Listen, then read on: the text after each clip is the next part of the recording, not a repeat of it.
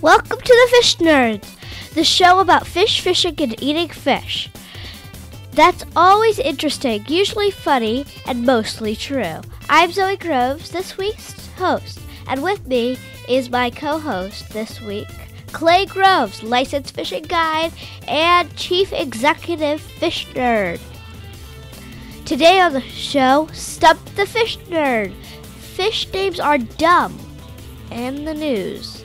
Hey, Zoe, thank you for hosting this week. I think after last week's all-adult, over-the-top, full of bad words episode, it's important that we have you on to get my brain back. Last week's show that I will not let you listen to.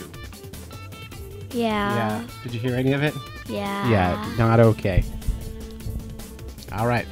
This episode is brought to you by you, our listeners over at patreon.com/fishnerds.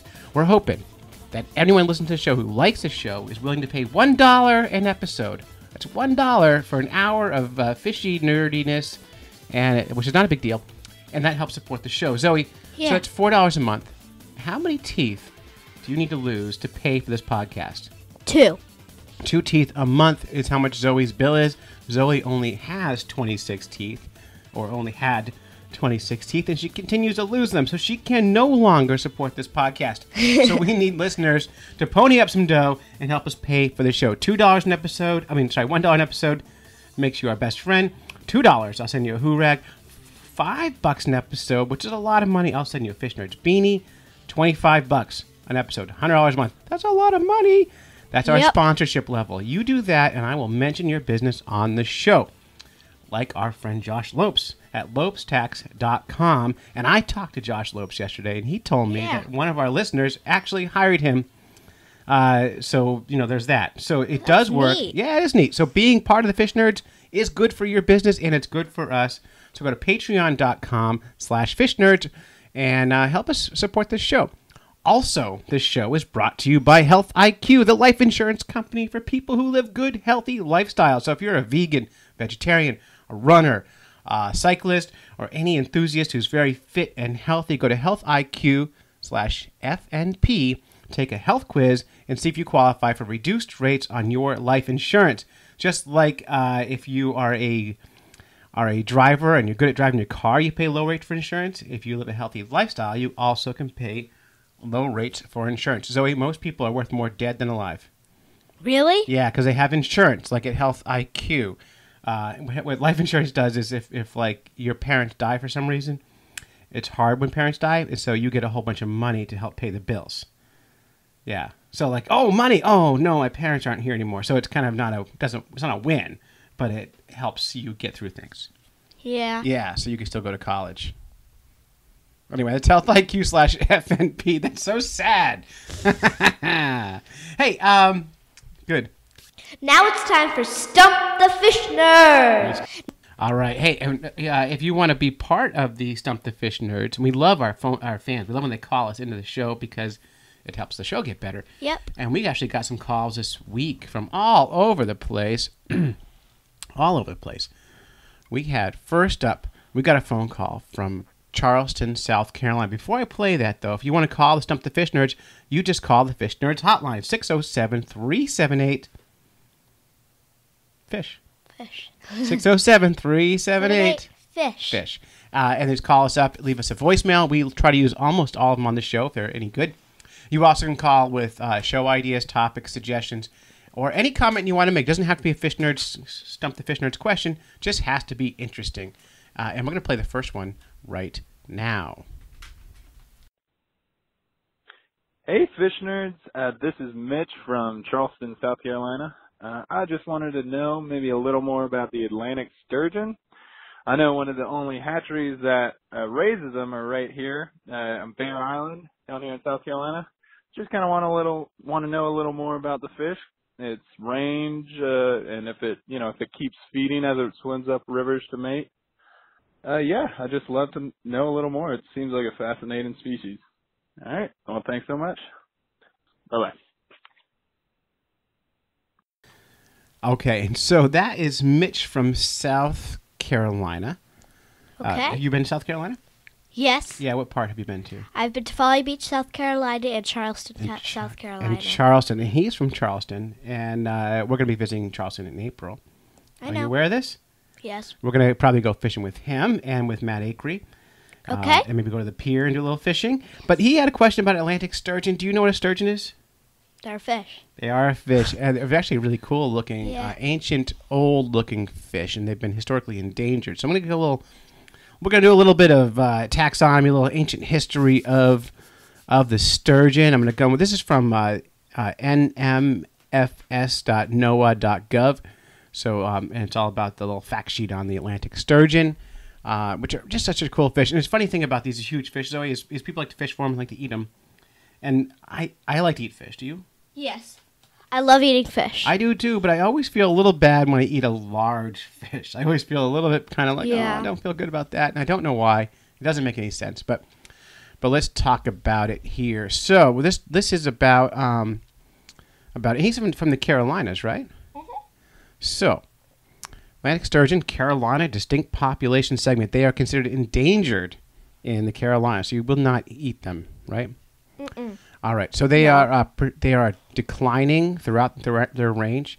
They have a limited amount of spawning grounds, and their impacts and threats have and will continue to prevent population recovery. So it's really difficult for them. Now he was asking about the spawning, right? But first, there's a little population information. Atlantic sturgeon in the Carolina district.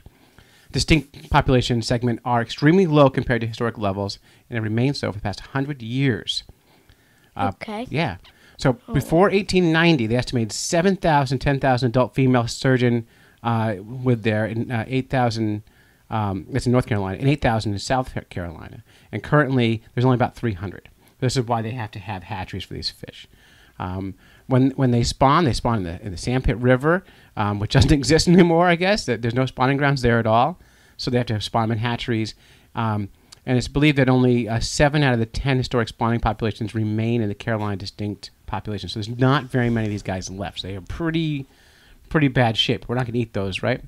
No. No way, Jose. So let's talk a little about that. Atlantic sturgeon live about 60 years. They're bluish black, olive brown with paler sides and a white belly. They have 5 major rows of scutes. Scutes are like plates, right? I know what they are, but I know what they are, but I don't know how to describe them. Yeah, think armored plates. Like if you look at scutes. Yeah, if you look at like a turtle. Turtle, yeah. You look at a turtle, you got those nice scutes down their back, and that would be it.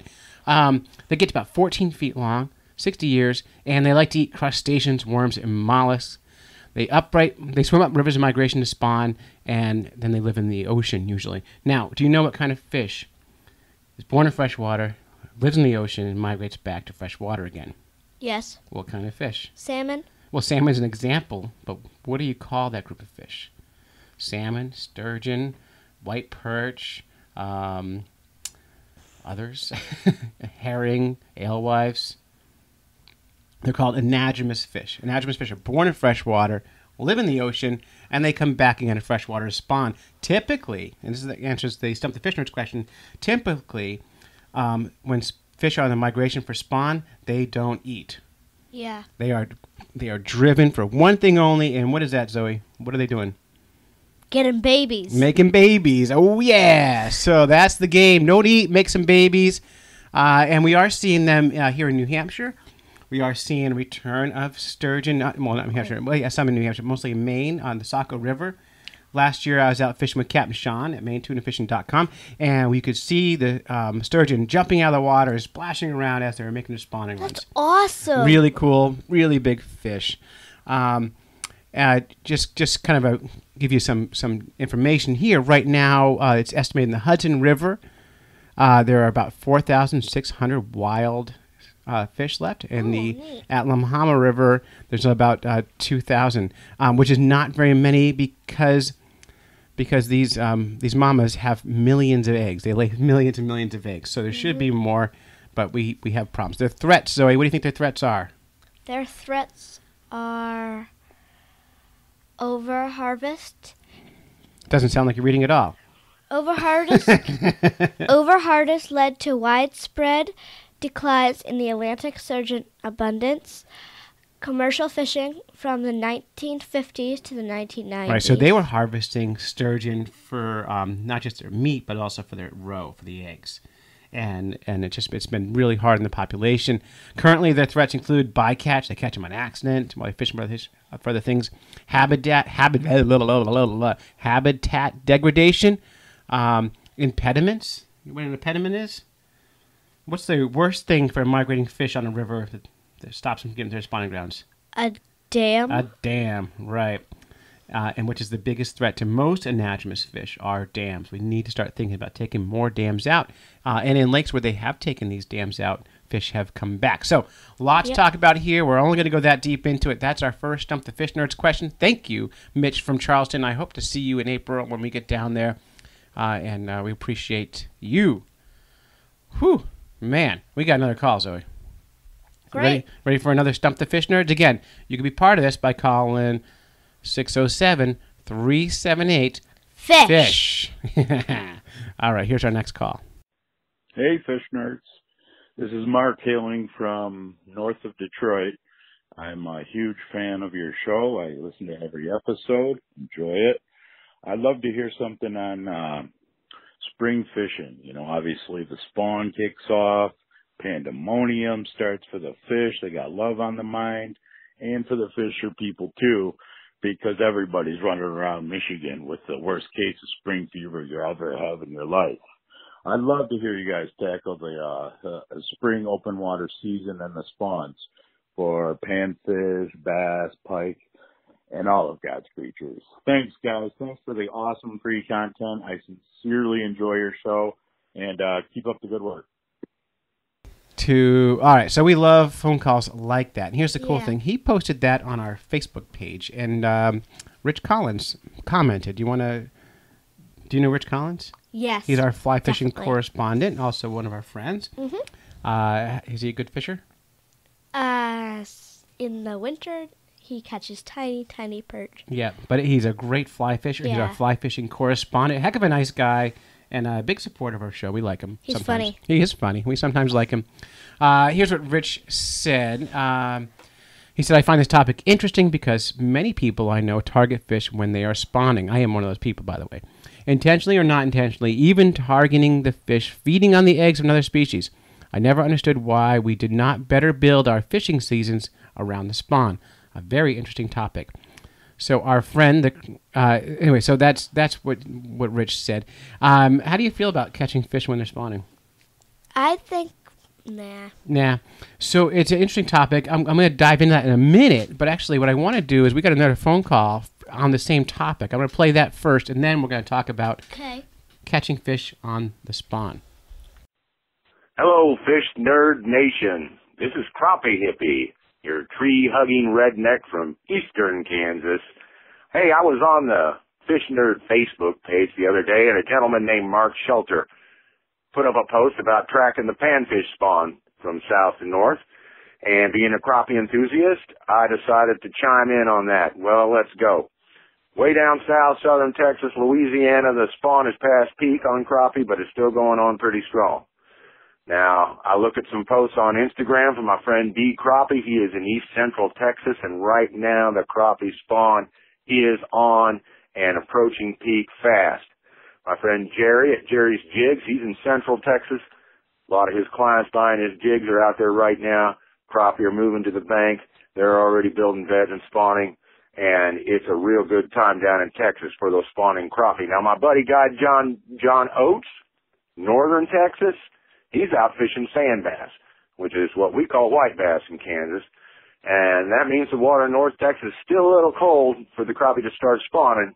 But once he's done chasing sandies, you better know he's going to turn right around and start fishing crappie. I have a buddy, Farrell Drake, out in Greenville, North Carolina. He's been hauling in spawning crappie for the past week or so. You know how the males turn black? He's had a lot of pictures on Instagram holding up some beautiful colored up slabs from out there in northern Carolina. So that's where this crappie spawn is going on hot and heavy. Now, out in California, I have a friend at Clear Lake, and she tells me they're moving toward the bank, and she's catching a lot of slabs, but she hasn't seen a lot of spawning activity yet. Moving back to the Midwest, my buddies at Real Time Adventures down in Oklahoma at Grand Lake of the Cherokees, Family the crappie are out of the winter holes and off the winter structures into the brush in a pre-spawn sort of mode. I was tying jigs the other night with my buddy Big Kim Burnett from Crappie Stopper Jigs and Flies, and here in Kansas, kind of the same story. The fish are a little deeper, but they're leaving those super deep winter structures and starting to get into the brush and starting to think about moving toward the bank. And finally, my friend Anna, up there in northern Minnesota, well, bless her heart, she's still pulling them through the hard water, so it's going to be a long time before she sees a colored up male crappie. That be it, the nation's crappie report, north to south, south to north, east to west. This has been Crappie Hippie wishing you tight lines and Valentines. Peace out. That was so long. Yeah, we like him though, John King. Thank you for calling in. So there's a lot to unpack here. And the original caller wanted to ask about all the panfish and the bass and the pike. That's too much stuff for one show. So I think what I'm going to do here, Zoe, is this week we're going to talk about crappies and how they spawn. All right. Next week, we'll pick another panfish or a bass, and we'll talk about how they spawn. And so let's go a little bit of spawning history here for those who don't know about black crappies. Have you caught black crappie? Yes. Yes. And what do you think about them? They are awesome to catch. Uh-huh. And do you eat them? I don't eat them. I eat them sometimes, but I just like to let fish go sometimes. Mm-hmm. I remember you said to me the other day we had one. I said, "Can we eat it?" And you said, "Oh, it's so pretty." Yeah. Yeah, and so we let the fish go. It was about 12 inches long. It was a big one, right? Yeah. Yeah. So he's very good at catching these things, and they're so much fun. And so let's talk about, first of all, when do crappies spawn, all right? And then we'll talk about what happens when you catch a fish when they're spawning. And first of all, for New Hampshire and most of the Northeast, crappies aren't natives. They were imported here. First one ever seen in New Hampshire was in 1923, I think in Horseshoe Pond. And we don't know who brought it here. A lot of the fish in New Hampshire, we know how they got here. All right, that's something I'm going to add to my decades project. Oh, good. I'm learning about the 20s. Are you? The Roaring 20s? The Roaring 20s, the Jazz Age. Yeah? Yep. So you think those crappies come up here to head to the speakeasy, do a little dancing with their little dresses on and their high heel shoes, their old Victrola record going? So so timing for crappies is super important. Do you know the number one factor for fish spawning? Mates. Well, finding a good mate, I guess, is a good point. But they're actually very temperature specific, which means that the water temperature determines spawn. Water temperature, then you got to keep in mind daylight hours, so it's not just water temperature. And then also you need to consider the high pressure versus low pressure, how much pressure is in the air. Okay, so a lot to consider. Crappie have a pre-spawn period. This is the best time, I think, to catch crappie because before they start making babies, they are fresh. The ice has just melted, and they have to get their feed bag on, right? So they're going to eat before they spawn because once they spawn, they're going to protect their nest. They're not going to eat so much, right? Especially the males. Eat. Right. So pre-spawn. If you're out fishing in the springtime, the water temperature is between 50 and 63 degrees. It's a good time to start looking for those pre-spawn crappies. Yeah. Which is really, really great. And then get them. And then as it gets just a little bit warmer, then the crappies begin to spawn. And actually, it's interesting because and crappie typically spawn in water temperature 64 to 72 degrees. Yep. And then the trick is finding out where do they spawn. Where do they spawn? In lakes. Do you know what... Hey, get out of my house. Do you know what family of fish crappies are in? Crappie. There's not a family called crappie. They're in the same as bluegills and pumpkin seeds. Perch. No, I meant the sunfish. You meant sunfish, and you will be accurate. And so they spawn very typically the same kind of behaviors. They build a red in shallow waters about 4 feet deep, and a red's just a big circle that they make, and they guard their nest. Like a bass? Like a bass, because bass are also... sunfish. Bass are also sunfish, so that's why they all act the same way. Typically, the male will guard the nest and protect the female. So, if you're fishing for these things, and you catch a crappie who's guarding his eggs, and you're holding him, and you're smiling and taking a picture, what happens to the red? The bluegills will come down and eat them. Absolutely. Other fish, bluegills especially, are good ones. Also, fall fish. I learned that in wildcrats. Oh, those wildcrats? Yeah, one person caught a big bass. And the eggs immediately started getting eaten. Oh, yeah. And these fish are so opportunistic. They are aggressive and they're hungry because the bluegills are spawning right behind the crappies. So they're getting fattened up as well. And we'll talk about bluegill spawning next week, probably. because they're really, really interesting. And the cool thing about crappie spawning is they spawn in the springtime when the water is 64 to 72 degrees and the temperature and everything's just right and the daylight hours just right. And in the fall, if that temperature hits just right and the barometric pressure is just right, they'll spawn again in the fall. So sometimes twice a year. Nice. Fun fact, in New Hampshire, bluegills and pumpkin seeds were brought to New Hampshire in the 1890s with bass, and they were brought here because they spawn twice a year to feed the bass in New Hampshire. So Yeah. kind of a fun little side fact. So yeah, catching fish in the spawn, not always good. However, in most places, there are plenty of crappies and they can handle it. But if you are in a place where there's decline, there's problems, it's not great. Let's kind of bring you around the country here from when the best time to go crappie fishing is. So just like the crappie hippie said, if you are in Florida, South Texas, Louisiana, Mexico, I guess. South Carolina, not yet. But right now, February, March is a great time to go crappie fishing. Get a little more north of that, like Roosevelt, South Carolina, Tennessee, late March towards April. You get up a little bit more north, up towards Delaware, up towards whatever that square is right there. I don't know. I think it's Colorado. Yeah, that's Colorado, Kentucky. That's not Colorado. I'm not sure. We don't know our states. Well, if they don't have names on them, I don't know the states. Right. So so they get towards April and May. You get a little further north, and I'll have the map up at fishnerds.com that have the crappie windows in it. They'll start doing in May and June, and then of course up in Canada, it's late May to mid-June. So a lot going on there with the crappie spawns, all water temperature related. You don't need the chart to know when. You need to put a thermometer in the water and then go find them. And they move, man. Before they spawn, they'll go 50 to 65 miles to find their spawning grounds in some of the bigger lakes. And they typically return to the same spawning grounds every year. So if you find them in the spawn... Like a lot of other fish. Like a lot of other fish. You find their spawning grounds this year, you'll find them next year and go back to the same spot. Anyone have any opinions or disagree with me, call 607-378-FISH. I'm happy to be wrong. I'm wrong all the time. I'm super great at being wrong. How are you at being wrong, Zoe? Good if it's at school. Yeah, other than that, you hate being wrong? I hate being wrong. All right, and we'll have more links up at fishnerds.com. All this information comes from In Fisherman magazine. Okay, whew, man. Zoe, I think it's time to take a breath. Do a little Facebook theater. How's your acting skills? Very good. Yeah? Okay. So we're going to... We got some pictures in on Facebook of our friend Mike sent in some pictures of some giant white perch. Nice. Yeah, caught in Lake Winnipesaukee. You've done that. Yep. What's the technique for, by the way, for ice fishing, technique for catching big white perch? You set the hook. Well, talk about, first of all, what are you using for a hook? A worm and a jig with a face. A jig with a face or an eyeball on it, right? Eyeballs. Yeah, and you're fishing with a sonar or a flasher usually. Mm-hmm. And so how do you catch? So I'm sitting in the ice shack. I got a hole in the ice. I'm next to you. I'll pretend you're me. Tell me, how am I going to catch a white perch? You line up, make sure when the fish lines up to your hook, anticipate the bite. Anticipate the bite, yeah. And do a nice hook set, and if he's on there, you reel it in. Yeah, so I was fishing with Zoe the other day, and she caught 12 fish to my one fish. And we were both fishing, and I thought we were doing the exact same thing. And what she was doing is on the flasher, those of you who use flashers, you'll know your fish would just look like little lines on the screen. And when the fish and bait lined up, she just set the hook, whether they bit or not.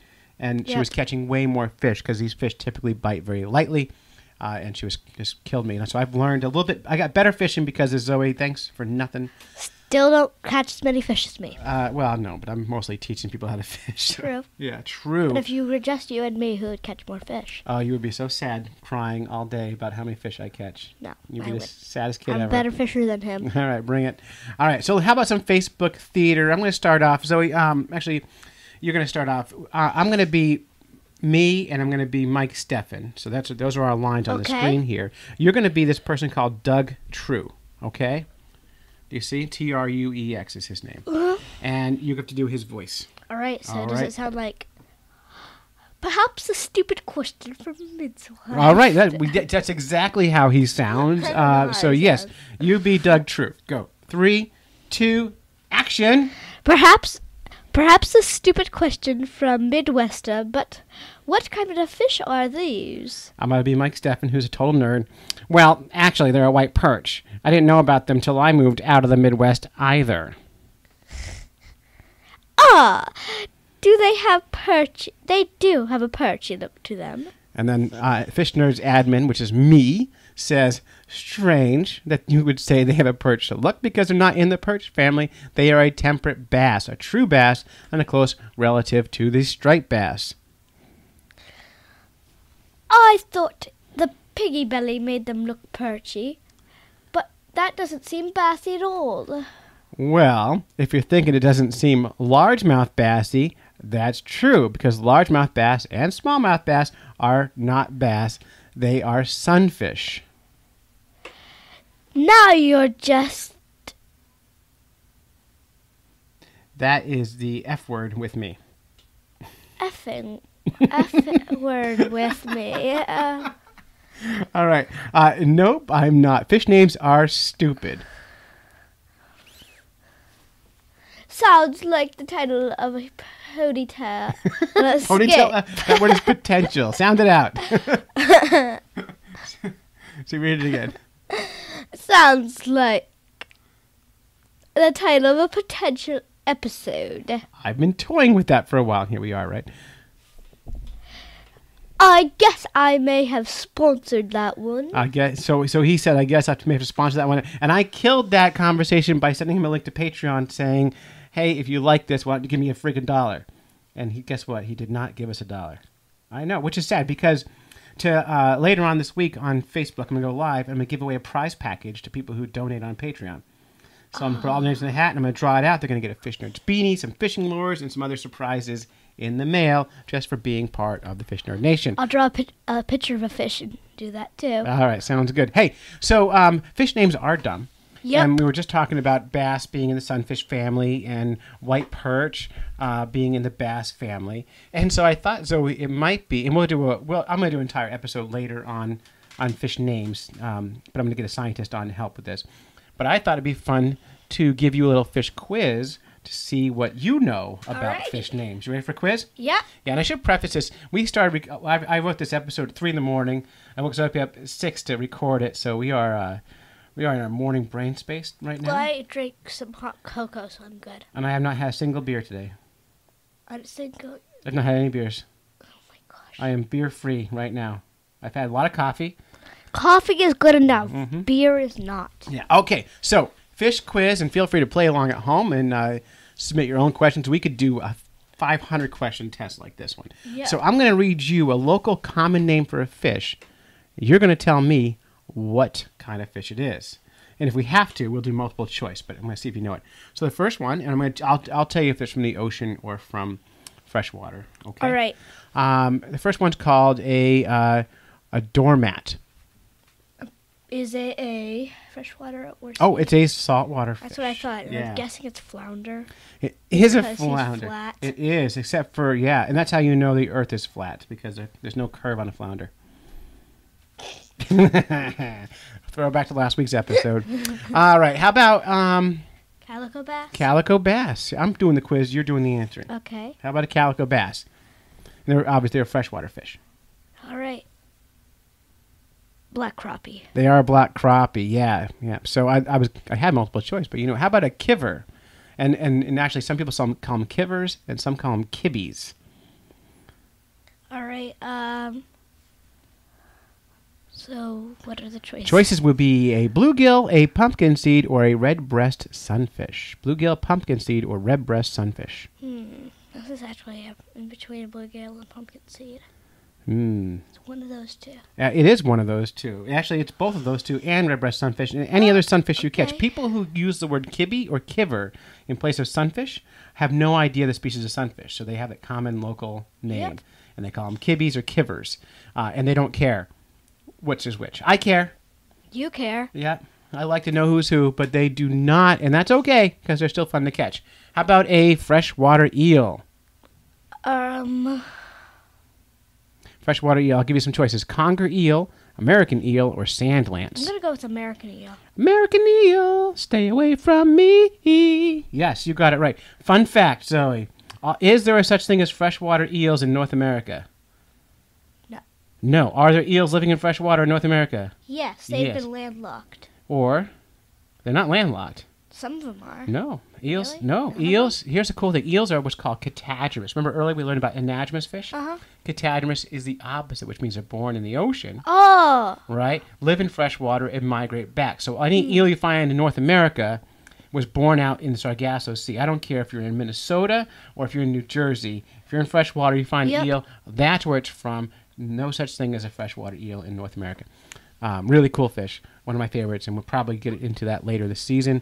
And they have some troubles, too, so we'll talk more. How about goggle eyes, or I call them Google eyes? Rock bass, smallmouth bass, or red breast sunfish?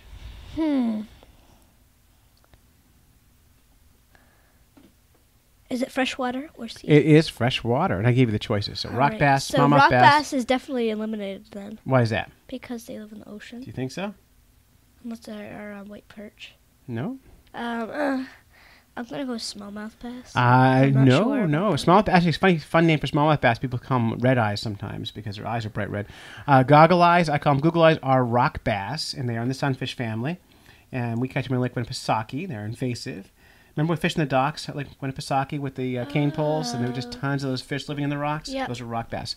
Not bass, sunfish. Yep. So, these stupid fish names. People have to get those names right. Yeah, how about mother-in-law? Mother-in-law is Sea a urchin. common name for a really ugly fish. I'm sure a man must have named this. Toadfish. So choices for mother-in-law would be sea raven, sea urchin, or toadfish. Which one is considered the mother-in-law fish? Toadfish. Toadfish, meh, wrong. Sea urchin. Meh, not a fish. Sea raven. Sea raven, yeah. And some people call them sea robins. Beautiful fish, actually, but some fishermen just don't like them. How about an oyster cracker? And I think you caught one of these in South Carolina once. And this is in the Folly River. We caught one of these. I think we might have caught it in a crab trap. Yeah, we did. So is it a toadfish, a sea raven, or a whiting? Waiting. It's not a whiting. Then it is. Whiting would be like an ocean perch, I think they call them. Toadfish? Toadfish, yeah. In fact, if you want to hear a great story of the oyster cracker or the toadfish, listen to the first episode of the Beyond Data podcast. So good. They dive deep into the fishiness of the oyster toadfish and how neat. how it used to be a viable market for actually eating a delicious fish.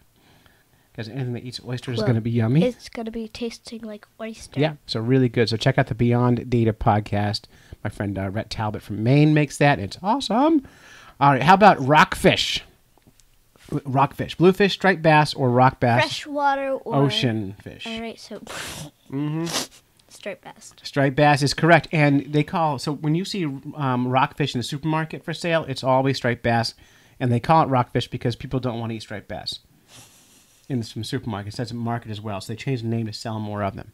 Yeah. Also delicious. How about let's do two more. How about slime dart?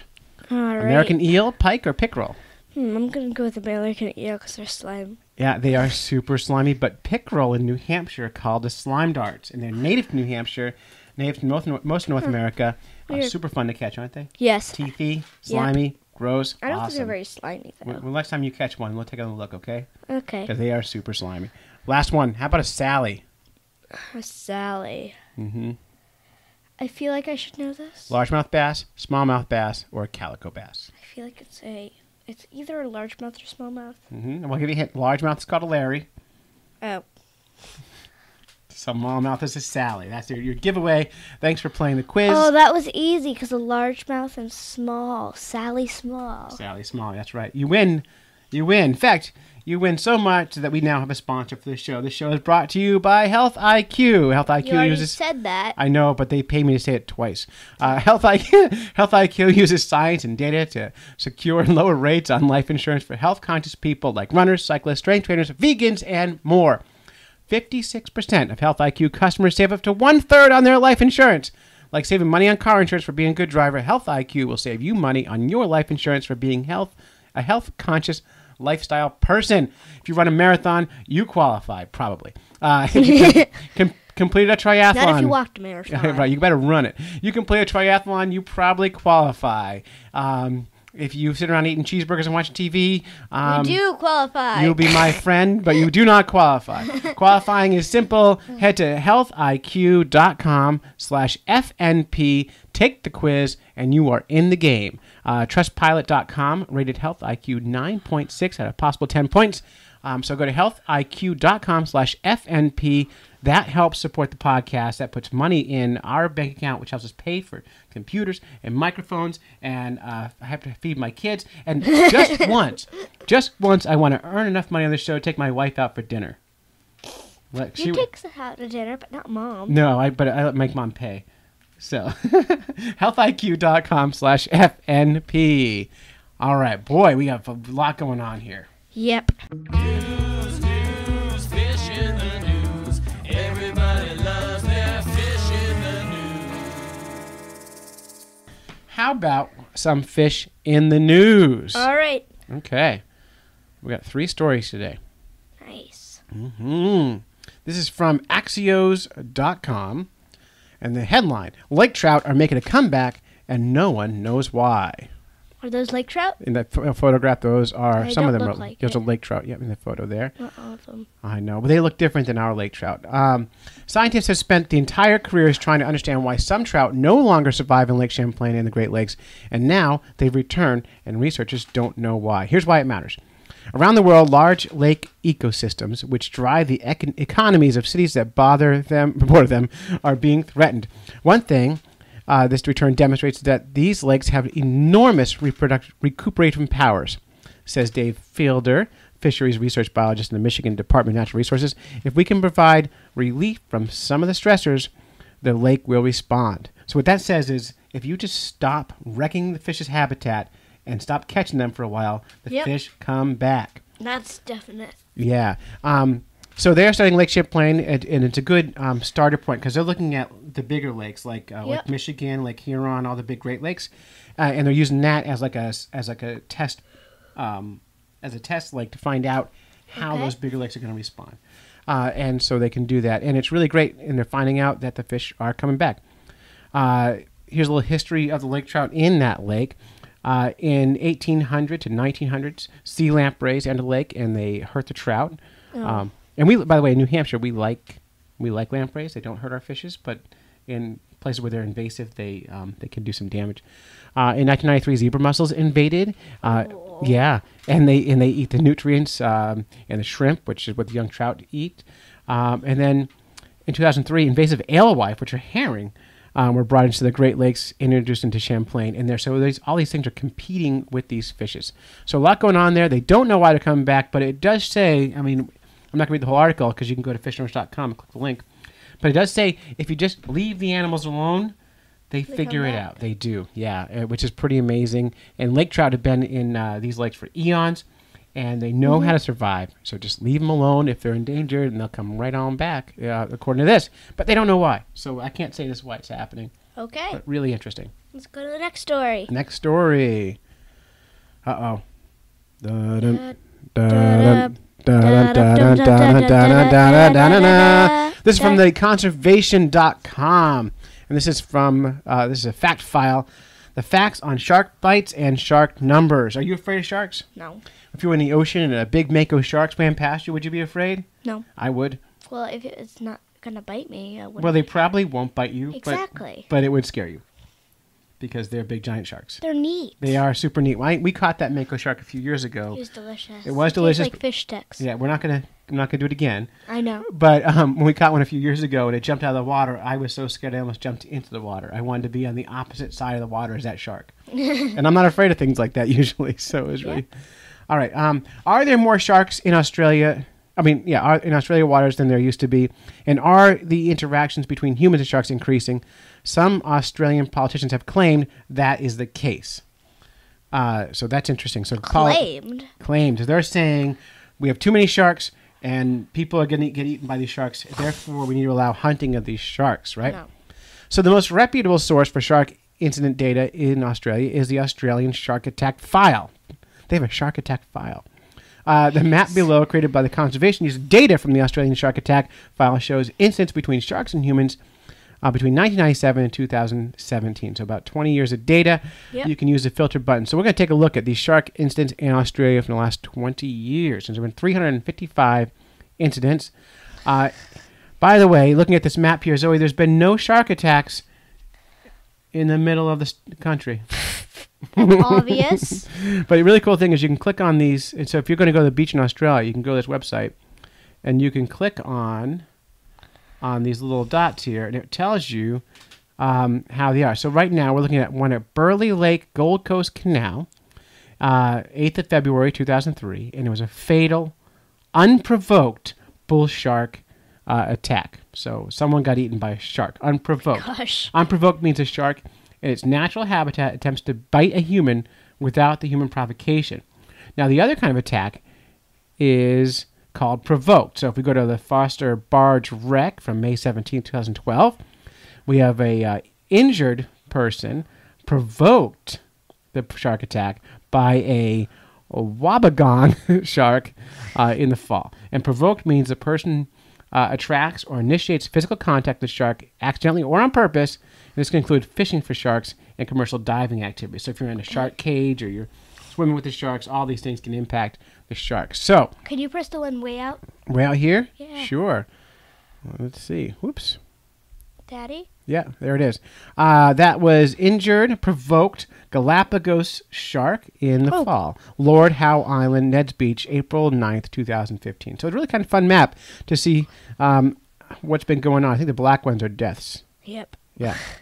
Yep. Fatal, unprovoked white shark spring in Gracetown on November 2013. So the number of recorded encounters between sharks and humans in Australia increased between 1997 and 2017, but the reason is unclear. Over those 2 decades, the Australian population increased by 33%, but that alone doesn't explain the increase in recorded shark attacks or encounters. Correcting for growth in human population in Australia, where the data shows that between 1997 and 2017, incidents resulting in injury increased by 1.59%, increases without injury increased by 0.36%, and fatalities increased by 0.07%. So not a huge jump, right? Yeah. So we still don't need to be too afraid. I still don't want to be in the water next to a big shark, but I still love them.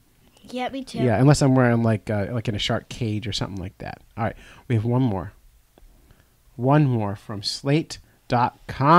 Eat me. Eat me. Yeah, this was sent to me from Rich Ross, who's a cephalopod expert. And this is interesting because we know a little bit about octopuses and how smart they are, right? Mm-hmm. What do you know about octopus smarts? Octopus are very smart. They have 3 hearts. Mm-hmm. Each leg has their own brain. Mm-hmm. And so if you eat one leg, they keep moving. Yeah, I think we call them, arms or legs. And have you eaten octopus before? No, And would you eat an octopus?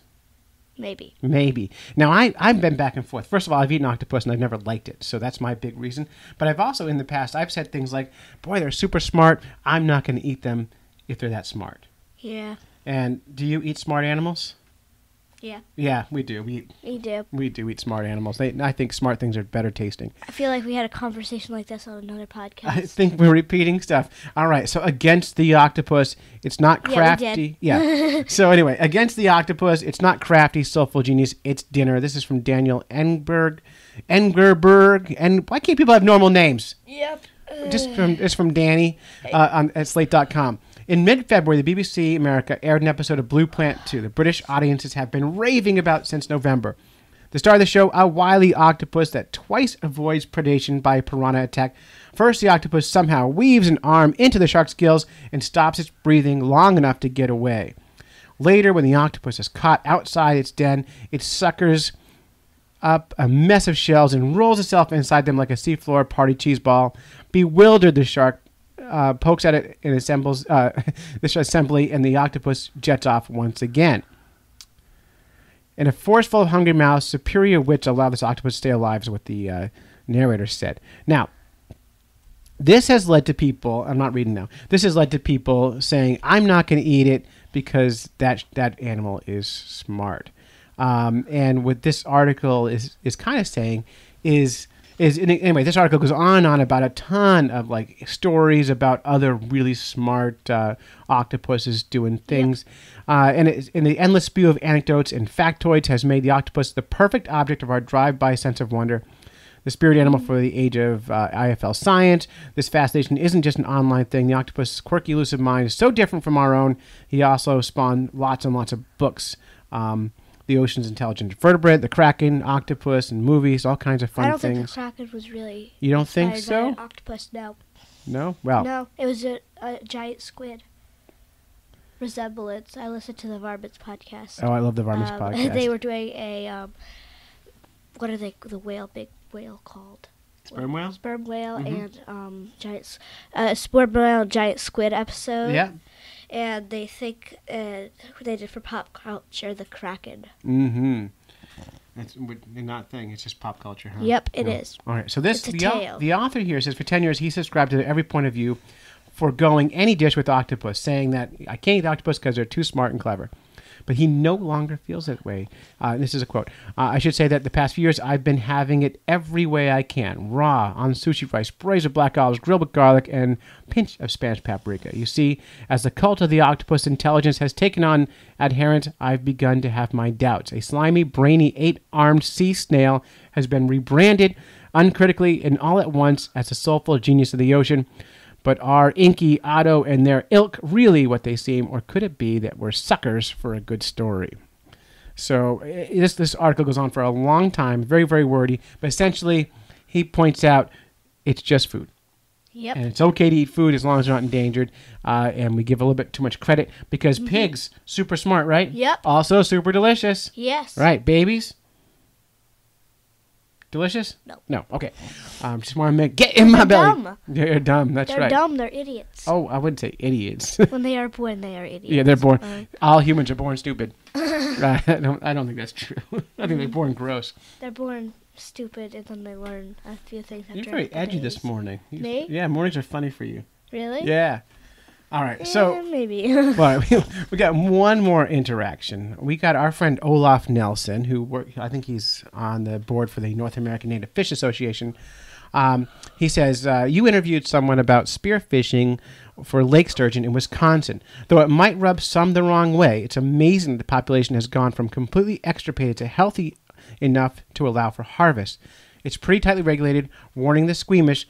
There's blood and death in these photos. So he shared some images with us of a sturgeon that was speared eating a freshwater drumfish. So there's a sturgeon, and in its mouth is a freshwater drumfish. And I'll have links up at fishnerds.com for this. And we did a story about this last year. We interviewed Carrie Z from the Hunt Fish Travel podcast about spearing sturgeon. And I have very mixed feelings about catching sturgeon at all. But Carrie Z does not. And I'm lucky enough, Zoe, because I have Carrie Z on the phone right now. Hello, fish nerds. All right, we're so excited because Olaf Nelson shared a story with us about a sturgeon spearing happening. And he mentioned that last year we had a caller on, Carrie Z, from the Hunt Fish Travel podcast. And we thought, boy, let's talk about this one more time and go right to the expert spearer herself, Carrie Z. Carrie, welcome to the podcast. Hey, thanks for having me on again. It's always a pleasure. That's always great. And, you're popular enough. You've been on the show like once, and everyone remembers you. So it's worth having you on again. So background, where are you from? Wisconsin? Wisconsin, southeastern Wisconsin, right in Milwaukee. Yeah, Milwaukee. And is that anywhere near Oshkosh? It is about an hour south of Oshkosh. So the Fond du Lac area and the Oshkosh area, not too far from my house at all. Yeah, and it's exciting. So you do, the ice fishing out there is different than it is here in New England. And you do spearing for sturgeons, right? Yes. So for the listeners who don't remember last year, very quick overview, sturgeon spearing, there's only 2 places in North America that you can legally spear for sturgeon. One is in Michigan, and they only give out 6 tags. And the other is the Lake Winnebago chain here in Wisconsin. and we have the largest sustainable population. The sturgeon are more critically endangered than any other group of species on the planet. I mean, anywhere. And we have, like, it's literally like 80% of sturgeon, one of the oldest families of the fishes. It's literally at the risk of extinction, but our fisheries have worked hard to create a sustainable population here in the Lake Winnebago chains. There's 50,000 or more sturgeon right now living in the Lake Winnebago chains. That's insane, because around here we have Atlantic sturgeon, and they're pretty near extinct. I mean, they're here, but they would not call them sustainable at all. We count in the hundreds and dozens, not in the thousands. So that's remarkable. And what have they done? Do you know what they've done to sustain that? Like have any history? Do you know any of this stuff? Yeah. So there's a huge story. I should forward you the information for the people of the sturgeon. Some biologists, they spent years and years and years traveling all over the world trying to figure out how to cultivate these eggs and get them fertilized and to spawn. And it was a real challenge. And I don't remember the exact biological details, but it had something to do with the eggs are real sticky and they weren't able to stick to the natural habitats. So over the years, they have been able to successfully breed and then release these sturgeon into the waters, and now they're naturally reproducing. And of course, that comes with the harvest that we do every year, very closely monitoring. And then we have a sturgeon guard. So during the spawn in the spring, sturgeon are highly poached. The female's caviar, the roe is sold as caviar on the black market, and it goes for a high dollar amount. But a female sturgeon doesn't even reach maturity until 20 years, and she only spawns like once every 3 or 4 years. So for these females to get poached, it really can create a detrimental impact on the sturgeon population. Yeah. So we have a sturgeon guard that volunteers every year that go and literally stand guard to make sure poachers. So we've all worked very hard to help the population succeed.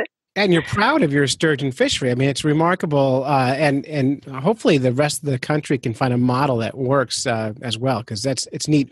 And for those of us, I'm not a spear fisher. I've only ever speared 2 or 3 sucker fish in my whole life. That's all I've ever speared. And of course, I eat whatever I spear because I feel like if you kill something, you got to eat it. That's one of my rules. So you're out there, you're sitting in. I'm going to kind of paint the picture. You're sitting in an ice shack. You're on like a foot or 2 of ice, dark shack, big spear in your hands, and a giant sturgeon swims under your shack. What's that like? It's insane. It's so insane because you have like a split second, because the sturgeon hole is 6 foot by 4 foot generally. And you're sitting there and you're looking in this murky water and you're trying to stay awake. And then all of a sudden this large sturgeon, because the minimum length is 36 inches. So, I mean, it's a big fish, but it's down there at 10 feet, and all of a sudden you see it, and if you're not quick on that spear, and they're gone. They're very curious. Usually they'll put like fencing or PVC pipe in the shape of an X, because really you're looking for that shadow to break the plane of those PVC pipes. And that's, you don't even have to you don't have to throw the spear. You're not Poseidon. They're heavy. They're very, very heavy. Detachable barbs. You just kind of let that spear drift down into the water, and the weight pierces, and then it's game on, because then it's a fight. Because some of these sturgeon, they're as tall as I am. They weigh 100 pounds. Have fun wrestling him through that hole.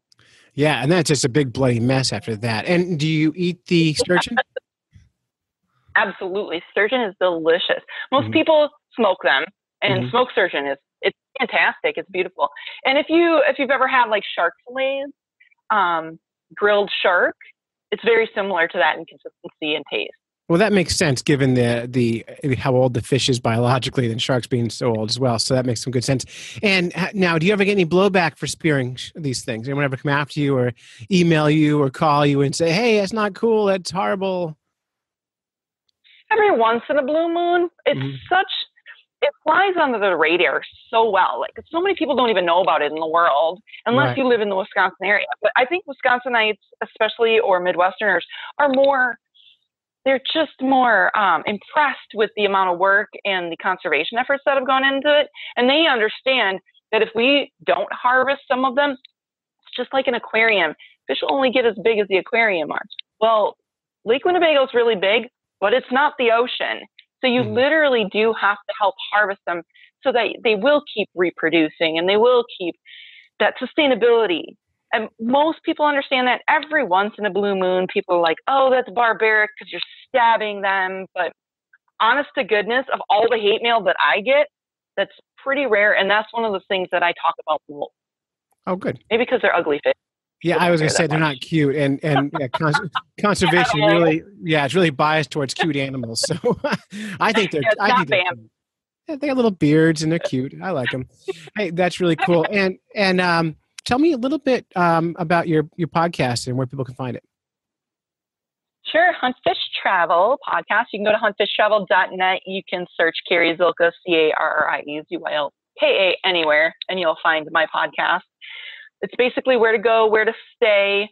Instead of focusing on just hunting tactics, it's more about hunting and fishing trips. I've got some great ones coming up, hunting Alberta mule deer or fishing in Costa Rica. If you're interested in something like that, this is the show for you. More travel. And podcast listeners love other new podcasts, so they'll be happy to find it. And it's not new. You've been doing this a long. You and I have been podcasting.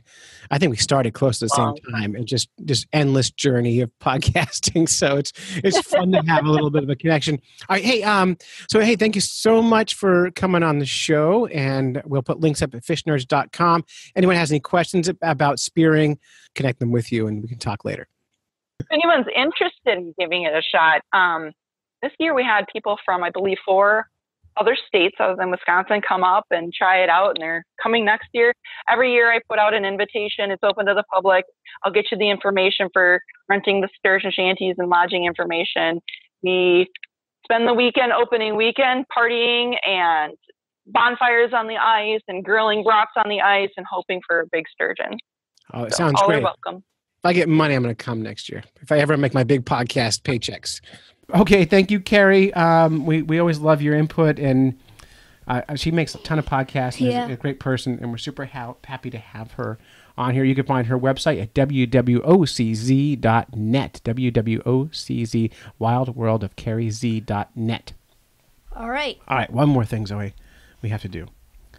Really very critical, important thing. And that is, zoom in on this so we can read it. One more way you can support the Fish Nerds is by heading over to Apple Podcasts and leaving us a rating and a review. They are like online currency for podcasts, helps us get noticed, and we love them, and it makes us feel good.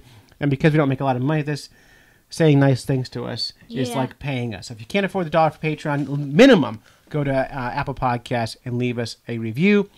Zoe, you want to read this first review right here? And this is from Dish. I can't read that. DYSHDK. I'm just not going to read the and name. It says, right here, start right here. Love the Fish Nerds from down south. 5 stars. 5 stars. Hey, Clay, love your show. Been listening for a while. I live in Charleston, South Carolina. If you get down here, let's do some fishing. Tight lines. Mitch. And Mitch actually called on the show today. So we're like having a Mitch sandwich today. Beginning of the show, end of the show. Yep. Mitch sandwich. Thank you, Mitch. We appreciate it. Here's one right here, Zoe.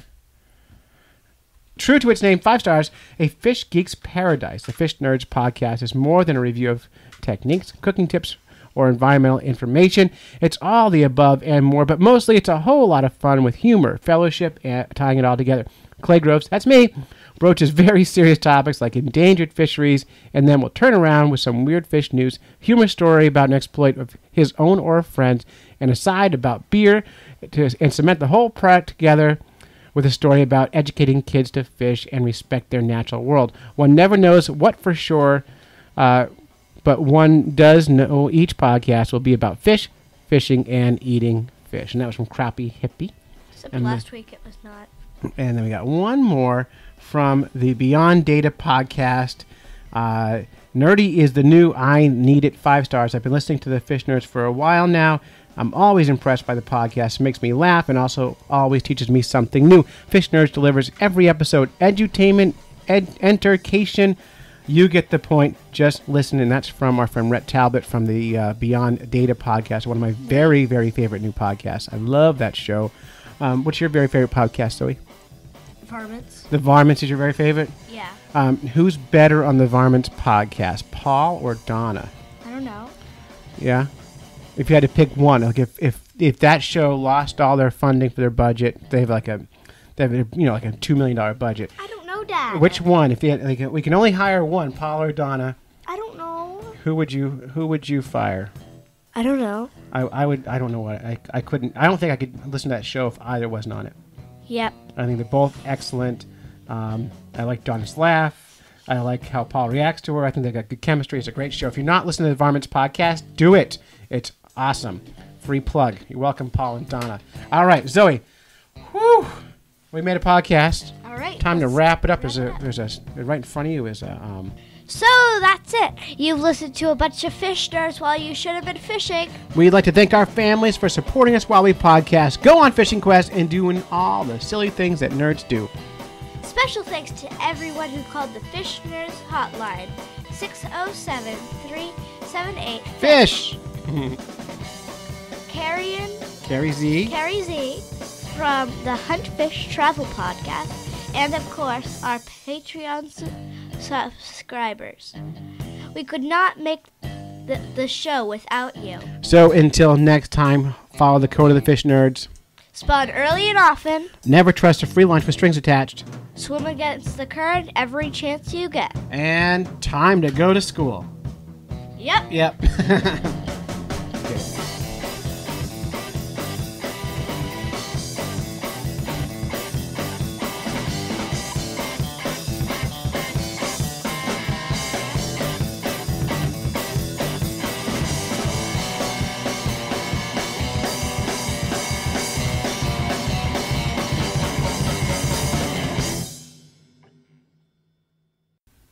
I'm going to stop you. I'm going to read this one. All right, thanks. You are breathing snot into the microphone. I'm cold. I know, but you have to. I'm sorry. Yeah. And so it's going to. I'm at 3,